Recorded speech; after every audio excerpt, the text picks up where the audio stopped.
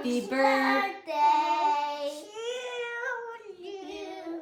Happy birthday to you. Happy birthday, happy birthday. Happy birthday to you. Happy birthday, Nona. You're a great mother, a great daughter, a great sister, a great friend. You are the person that motivates me every day to be a better person and a better mom. And I love you so much and thank you for everything that you've done for me. I'll say thank you.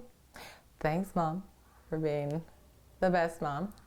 The best mom, and for always supporting me and always being there and accepting all of us for who we are and supporting our decisions and letting us just live our lives. There is no other individual in this world that I have a stronger relationship with than you, Mom.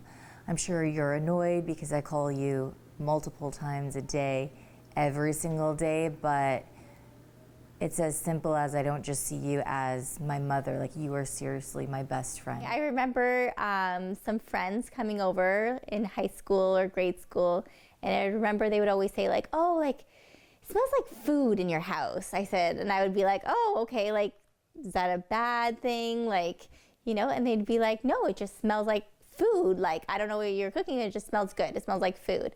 I never really thought about that until one day I was reflecting on it, and then I realized that these people, like, their parents never really made like home cooked meals before, and Mom would every day make something, and we would, you know, not to say take it for granted, but it was just normal for us. And so I do really appreciate that.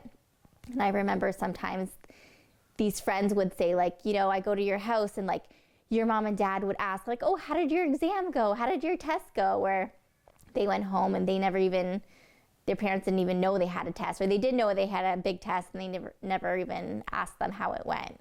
So when you reflect on that, right, you just realize how much like Mom and Dad both cared so much for us and the people that we were friends with. Most of my memories are just in the kitchen, like just us sitting at the dinner table, you making the best meals, always like gourmet style. We were really spoiled.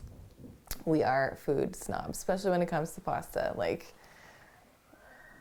don't go over to anyone else's houses, friends' houses, and their parents are like, oh, we made pasta. It's like, did you? Did you? What is this? Cheese in a jar? No, no, thank you. So I don't know, just making awesome meals, really just like the breaded chicken you would make, even though it's so simple. And like one of us would have honey and one would have ketchup, like trying to accommodate things. And I just remember salad with Catalina dressing throughout the entire, like Catalina dressing. So those are the meals I remember. Those are pretty much the same meals I make now. Mom, one of the fondest memories I have is whenever I would be done writing an essay throughout my entire educational career up until university, is I would either email it to you or send it to you and have you vet it for spelling mistakes, for grammar. It was the one little thing we always have, and it's something that I remember to this day, and I still expect myself to do that for my kids as they grow up. I think Mom just always tried to, she just gave us the opportunities to figure out what we wanted to do in life. You know, I know we got to do a lot of activities too. Like we did piano, we did dance, like I got to do Girl Guides and gymnastics and horse camp, and we did all those things. And it just led us to the person that we are today, and like even meeting new people, like being social, like we have that because we were able to do all these activities. And then, you know, where other people don't have that. And now even like we're only in 2 activities and I feel like it's so busy. I have no idea how she did it. The three of us were very privileged for the fact that you were able to take us around the world. It was providing us with life experiences that many people didn't have the opportunity to. She always supports us in anything that we want to do or anything that our life is going through. I found like in times if I struggled with something, like she was always that person that you could go talk to, even though you were nervous about it. You know, she was always there for you. And even if you needed space, she would give you space. And then after, like when you calmed down, she would come to your room, be like, oh, what's going on? You know, or she'd be in Pintilly, she'd be swinging outside on her little swing, right? And you just go out there and she'd be with Daisy and then you just go talk to her about your day. But yeah, she always supported you if like you were struggling in something. Like she would either help you find a resolution, or she would say like, okay, what resources are there? So she never gave up on us. It's always soothing just to hear your voice, regardless of what's going on in our lives or the challenges that we're facing. It's always great to hear that you're always there and supporting us, regardless of where you are in the world. Mom, as you know, Daniela, Julia, and myself, we all moved out, and then we had to move back in. And then we moved out, and then we had to move in, all for mostly financial reasons. And the fact that you were there for us, you were allowing us to restart our lives. You never judged us. You just said, come home and do what you have to do until you get back onto your feet again. And that means more than any one of us can possibly explain. I strive to be like Mom. Every time I think about every holiday or every birthday, I think back to what Mom did, and I try to do that for my children. And then sometimes I try to do it and I can never achieve it the same way that she does. And then I think back of how much work and how much stress she must have been under, and you know, makes me appreciate her a lot more. The number one thing I feel like I'm already trying to instill in Noella is to, number one, focus on yourself, get a good career. I think one of the strongest qualities I have is that I am a strong woman. I do not need to, you know, depend on a man, and I love that. I love that you taught me that. Do you love cooking with her? Do you love snuggling I with her? like cooking. You do? And I also like stealing her pillow when we're going to bed. And what does she say when she realizes that you stole it? No, I stole her special pillow. She says nothing. She just accepts it. Which one's the special The gold pillow? one, the gold The one. satin one. I like to do crafts with Nonna. I like to go everywhere with Nonna. Yeah. It's adorable. It's adorable because like it's just a different relationship than we had with our grandparents. I mean, they were so much older, you know, so it's nice that they could actually engage and interact.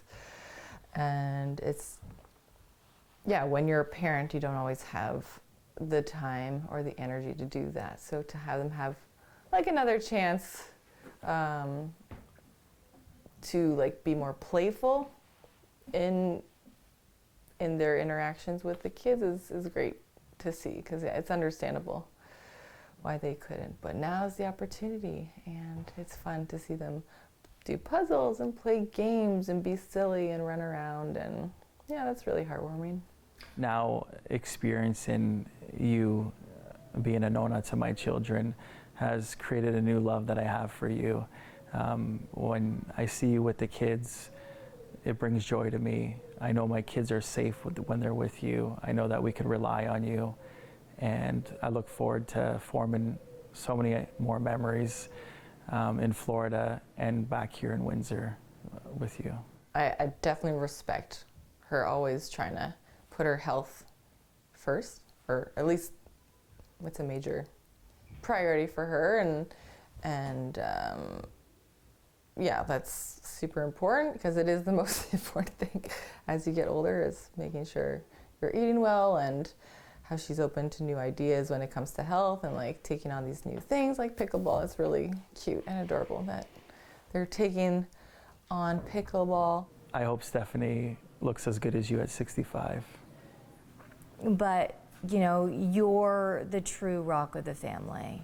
You're the one that is going to continue to lead our family, continue to hold, you know, Sunday lunches together, and really just keep us tight.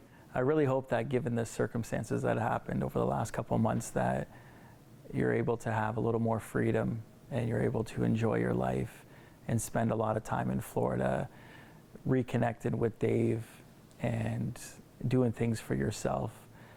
Life is very valuable. In this next chapter in your life, I just want you to focus more on yourself and just do what you want to do. So we're always going to be here for you. The grandkids are always going to be here to hang out with you whenever you want to hang out with them.